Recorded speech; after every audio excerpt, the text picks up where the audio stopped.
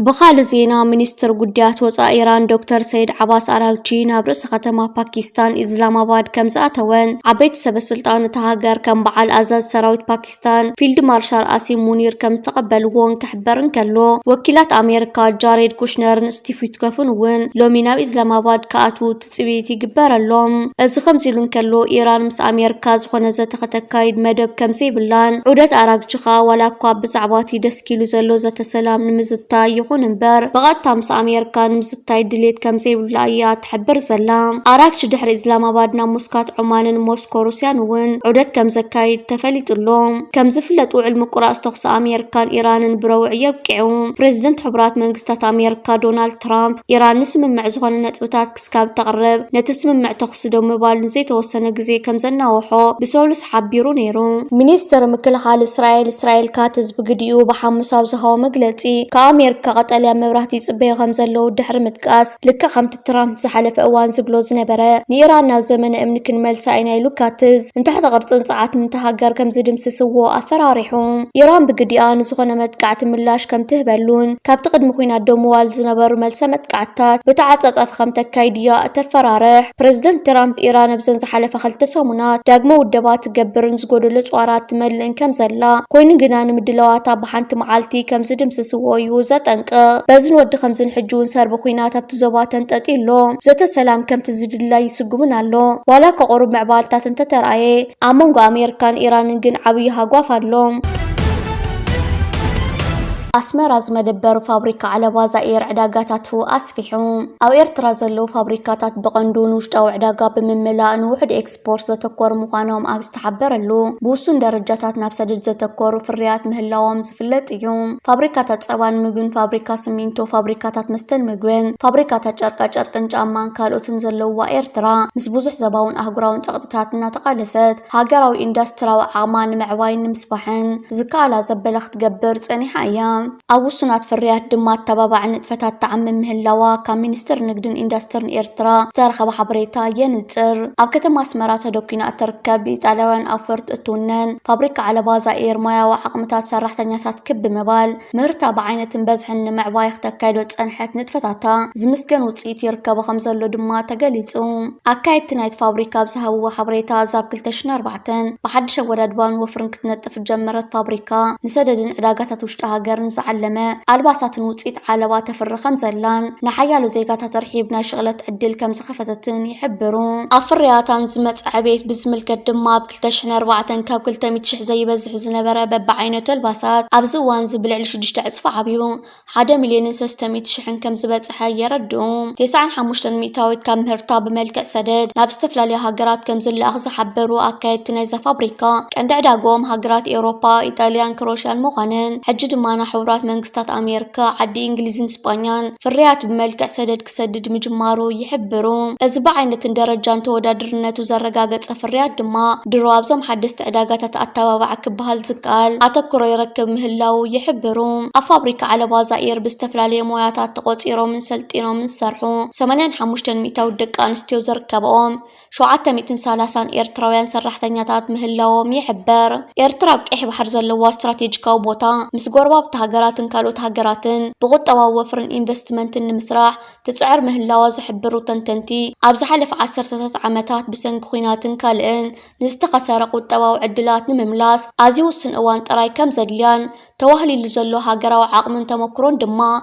زناد مخانو يحبر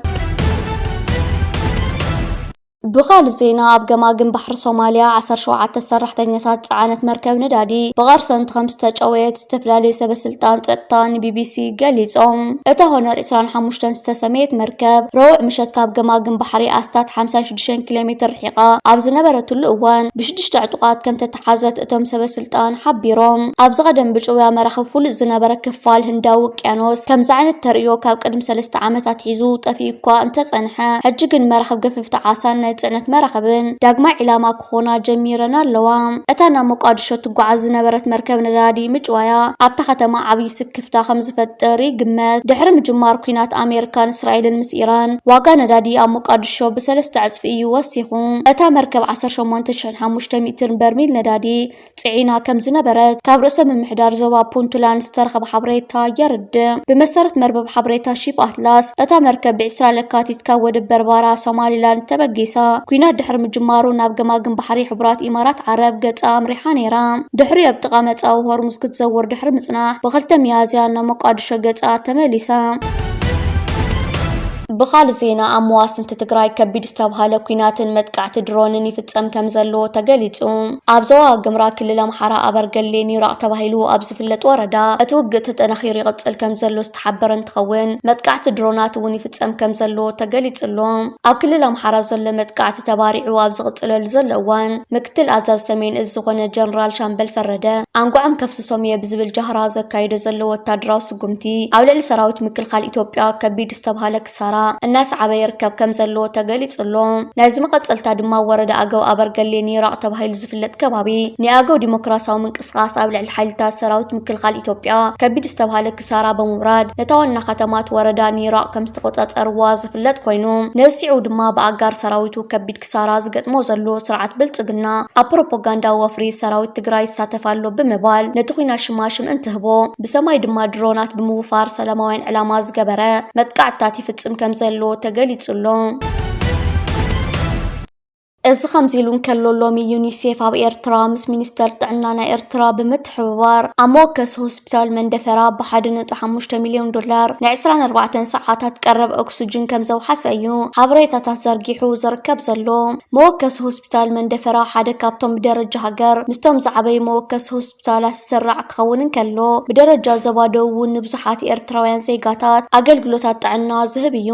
እዚ ሕጂ ተተኺሉ ዝርከብ ዘሎ ናይ ኦክሲጅን ቀረባትን ኣገልግሎታትን ምስ ሓደስቲ ዝውለዱ ህፃናትን ካልኦት ፀገማት ዘለዎም ህፃናትን ዘድሊ ኦክሲጅን ንምውሓስ መንግስቲ ኤርትራ ነተኡ ፀንሐ ሽግራት ንምፍታሕ ዝተፃወቶ ግደን ተራን ምስ መሻርክቲ ኣካላት ዩኒሴፍ ኣብ ኤርትራ ብምዃን እዩ እዚ ፕሮጀክታት ክትግበር ክኢሉ ዝርከብ ዘሎ። ኣብቲ መወከሲ ሆስፒታል ከዓ መስተርሆት ተፈጢሩ ይርከብ ከም ዘሎ እዩ እቲ ካብ ኤርትራና ዝወፅእ ሓበሬታ ዝገልጽ። እዞም ፀይቅስ ስርሖም ጉጅለ ጻድቃንን ጌታቸውን ሎሚ ሓደ ሓበሬታ ክዘርግሑ ተኸታቲልና ተዓዚብና ንርከብ ኣለና። እዛ ጉጅለ ብዝሎም ዘርጊሓቶ ትርከብ ዘላ ሓበሬታ ብዙሕ ቁፅር ዘለዎ ሰራዊት ናይ ትግራይ ኣብ ውሽጢ መሬት ኤርትራ ይርከብ ኣሎ። ብላዕለዎት ኣዘዝቲ ሓይልታት ምክልኻል ኤርትራ እናተመርሐ ከዓ ምስ ሓይልታት ምክልኻል ኤርትራ ተዋሃሂዱ ወታደራዊ ምድላውን ልምምድን የካይዳሉ ክብል እዮም። እዞም ክልተ ተወለድቲ ክልል ትግራይ ኣብዚ ሕጂ እዋን ኮራኹርና ክላባትን ናይ ዕሸል መርሒ ኢትዮጵያን ናይ ስርዓት ብልፅግናን ዘይኸውን ሓበሬታ ክዘርግሑ ዝረኣዩ ዘለዉ። እዚ ዝዘርጋሕ ከምዚ ዓይነት ሓበሬታ ገና ኣብዞም ዝቕፅሉ መዓልታት ዝተቐናበረ ቪድዮታትን ስእልታትን ብምግባር ክቕፅል እዩ። ከምቲ ሚኒስተር ዜና ኣቶ የማነ ገብረ መስቀል ዝገለጾ ኩሉ ግዜ ዓበይቲ በዓላት ናይ ኤርትራ ክመፅን ከሎ እቲ ኢንፍሉዌንዛ ንብሎ ኣብዚ ሕጂ እዋን እዩ ዝቀላቐል። ንኤርትራ ሓደጋታት የእትዩ ዝበሃል ሓበሬታታት ምዝርጋሕ እዚ ወቕቲ ወቕቶም እዩ። ጻድቃንን ጌታቸውን ከዓ ድሮት ሕማም ምስ ኤርትራ ሒዝዎም እዩ ዝርከብ ዘሎ። ኤርትራ ዘብል ሕማም በዞም ሰባት እዚኦም ጀሚሩ ይርከብ ኣሎ። ስለዚ ቀንዲ ዕላማ ናይዚ በዞም ክልተ ኣካላት ዘርጋሕ ዘሎ ዘይኸውን ሓበሬታ ኮነይል ካነት ተፈጢሩ ዝርከብ ዘሎ ጽምዶን ርክባትን ምህራም እቲ ቀንዲ ዕላማ እዩ። ስለዚ እዚ ዘይኸውን ሓበሬታ ብዛዕባ ህዝብን መንግስትን ኤርትራ ሓይልታት ምክልኻል ኤርትራ ሓይሉ ክቕፅል እዩ እስካብ ዝበዓላትና ዝሓልፍ። ስለዚ ኩሉ ኤርትራዊ ብዛዕባ ዝወፅእ ዝተዋቕዐ ሓበሬታታት ጥንቁቅ ክኸውን ኣለዎ። እዚ ከምዚሉን ከሎ ወዲ በሻሻ ኣብ ዝተፈላለዩ ማሕበራዊ ከባቢ ዝገበርኩም ጌርኩም እቲ ናይ ምርጫ ካርዲ ዝዕደለሉ ኩነታትን ፋኖ ምንቅስቃሳት ዝሕረመሉ ኩነታት ክትፈጥሩለኩም ዝኸፈልኩም ከፊልኩም ብዝብል ሄሊኮፕተራትን ነፈርትን ድሮናትን ዘለዎ መሰኔታ ብዘይካተን መሬት ዘሎ ኣጋር ሰራዊትን መድፋዓትን ሓዊስካ ጽዑቕ ዝኾነ ውግኣት ንኽካየድ ብኩሉ ከባቢታት ክንቀሳቀስ ከም ፀንሐ ዝፍለጥ ኮይኑ እዛ ነገር ተገልቢጣ ድማ ፋኖ በ4 ማዕዝን ገለ ክፋላት ናይ ሸዋ ኣብ ጎጃምን ጎንደርን ወሎን ፍጹም ከም ዘይንቀሳቀሱ ብምግባር ኣብ ኩሉ ከባቢታት መጥቃዕቲ ከም ዘካየዱ እዩ ተገሊጹ። ኣብቲ መጥቃዕቲ ናይ ብልጽግና ልዕሊ 100 ዝኾኑ ሰራዊትን ሓደ ኮሎኔልን ተቐቲሎም ኣለዉ። ካልእ እውን ኣብ ዓደርቃይ ናብ ጸለምትን ከባቢታት ኣብ በዓል ዛሬማ ብዘካየድዎ መጥቃዕቲ ልዕሊ 20 ወታደራት ከም ዝተቐተሉ ተገሊጹ።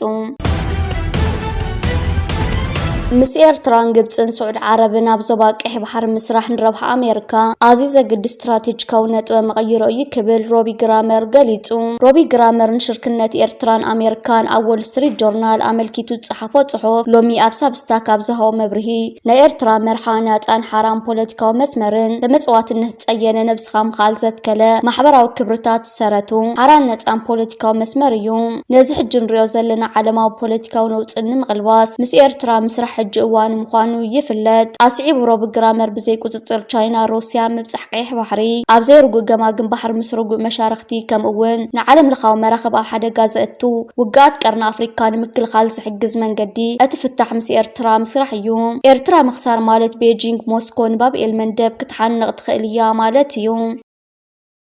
ጽምዶ ኤርትራን ኣሜሪካን ዝምድና ኤርትራን ኣሜሪካን ናብ ዝሓሸ ደረጃ ንምብራኽ ሓደ ጭቡጥ ደረጃ ገጹ ደይብሎም። ብመሰረት ጸብጻብ ጋዜጣ ዎል ስትሪት ሰመዝ ዋሽንግተን ምስ ኤርትራ ዘለዎም ዝምድና ንምዕራይ ነዊሕ እኳ ክበሃል ዝከኣል እንተዘይኮነ ገለ ጭቡጥ ምዕራፋት ግን ተጓዒዞም ኣለዉ። ኣብዚ ዝሓለፈ ዓመት 2025 ላዕለዎት ሰበስልጣን መንግስቲ ኤርትራን ኣሜሪካን ብተመሳሳሊ ዕላማ ኣብ ዝተፈላለየ ዕለትን ቦታን ርክባት እኳ ኣካይዶም እንተነበሩ እቲ ዝተኻየደ ዘተ ክስጉም ኣይከኣለን። ናይዚ ምኽንያት እውን ፕሬዚደንት ኢሳያስ ኣፈወርቂ ኣብ ቃለ መጠይቁ ገሊጽዎ ነይሩ እዩ። ኣብዚ ዓመት ግን ብመሰረት እዚ ጸብጻብ ዎል ስትሪት ዘነጸሮ ኣሜሪካ ኩናት ኢራን ዘስዕቦ ዘሎ ግሎባላዊ ምዝባዕን ንግዳዊ ምንቅስቓስን ኣሜሪካ ምስታብ ቀይሕ ባሕሪ ነዊሕ ገማግም ባሕሪ ትውንን ኣብ ርእሲ ምዃና ሰላም ዓቄባ ንነዊሕ እዋን ጸንሐት ኤርትራ ደጊማ ኾፍ ክትብል ከም ዝተገደደት እዩ ዝጥቀስ ዘሎ። በዚ መሰረት ከም ሓቀኛ መርኣያን ምምሕያሽ ዝምድና ኣሜሪካ ኣብ ርእሲ ኤርትራ ኣስገዲዳቶ ዝነበረት ዘይሕጋውን ቤናውን እገዳ ክተልዕሎ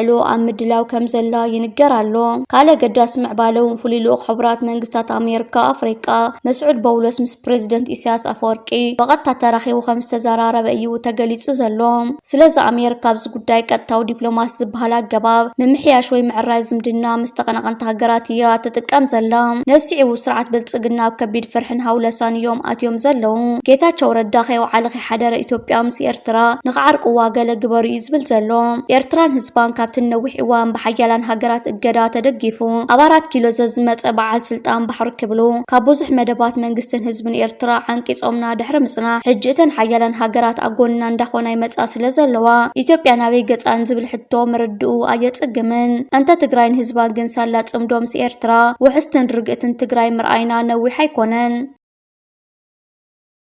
ዝተፈላለዩ ተንተንቲ ገልጽዎ ከም ዘለው ድማ ኤርትራ ተገዳስነት ምስ ኣሜሪካን ተርያ ኤርትራን ኣሜሪካን ሓያል ዝኾነ ምሕዝነትን ምትሕግጋዝን ሓበራዊ ልምምድ ዝኣሰሉ ዕድላት ክገብራ ከም ዝኽእላ ይገልጹ ኣለዉ። ብፍላይ ድማ እቲ ኤርትራ ኣብ ቀይሕ ባሕሪ ትገብሮ ዘላ ዓበይቲ ስራሕቲ ኣሜሪካ ድማ ምእንቲ እቲ ዞባ ከይብፅበፅ ምስ ሓይሊ ባሕሪ ኤርትራ ክትሰርሕ ከም ትኽእል ዝገልጹ እቶም ተንተንቲ ቀርኒ ኣፍሪካ ብፍላይ ድማ ኣሜሪካን ኤርትራን መራኸብ ንኽትህባ ዓበይቲ ተኽእሎታት ኣሎ። ሎሚ ድማ ጴጥሮስ ዝርከቦም ልኡኻት መንግስቲ ኤርትራ ምስ ዋሽንግተን ኣብ ዋይት ሃውስ ርክባት ኣካይዶም ዝተፈላለዩ ሰኣላት ድማ እናወፀ ይርከብ። እዚ ድማ እቲ ሓደ ዘሐጉስን ንኣብይን ካልኦት ጸላእቲ ኤርትራ ኣብ ራዕደቲዎም ይርከብ ኣሎ። ኣብ ኤርትራ ብዝወርሒ ንኣብይ ዘርዕዱ ዓበይቲ ክስተታት ተራእዮም እዮም። እቲ ዓበይቲ ስራሕቲ ድማ ኣብይ ዝምክሕለን ድሮናቱ ኮይነን ናብ ኤርትራ ድማ ብርክት ዝበላ ድሮናት ካብ ቱርኪ ኢራን ብፍላይ ድማ እተን መንግስቲ ኤርትራ ዝደልየን ዝነበራ ዘመነወትን ኣብ ኣፍሪካ ድማ ክልተ ሃገራት ዘለወን ሱ-35 ዝዓይነተን ዘመነወት ድሮናት 6 ከም ዝኣተዋ ድማ ዝተፈላለዩ ዜናታት እናወፁ ጸኒሖም እዮም። ብተወሳኺ እውን ኤርትራ ኣብ ቀይሕ ባሕሪ ብዘለዋ ስትራቴጂካዊ ኣቀማምጣን ኣብ ምርግጋእ ቀርኒ ኣፍሪካ ዘለዋ ጽልዋን ንዞባዊ ጸጥታን ንዓለማዊ መስመራት ንግድን ዓብዪ ኣገዳስነት ኣለዋ። ምስቶም ቀንዲ ናይ መርከብ መስመራት ብዘለዋ ቅርበት ከምኡውን ኣብ ጸረ ሽበራን ምንቅስቓስ ስደትን ብዘለዋ ግደ ክሕደግ ዘይኽእል ኣዝዩ ኣገዳሲ መሻርክቲ ክትከውን ትኽእል እያ። ምምሕዳር ትራምፕ ዝምድናታት ንምሕዳስን ሓድሽ ዲፕሎማስያዊ ርክባት ንምድህሳስን ድሌት ዘርኣየሉ ምክንያት እውን ብልክዕ ንሱ እዩ ክብል ዝገለጸ ቲቦር ናጂ ኣብዚ ሕጂ እዋን ድማ ዓበይቲ ፖለቲከኛታት ዓለም ብዛዕባ ኤርትራ ኣቀማምጣን ብሰፊሑ ክጽሕፉ ይረኣዩ ኣለዉ።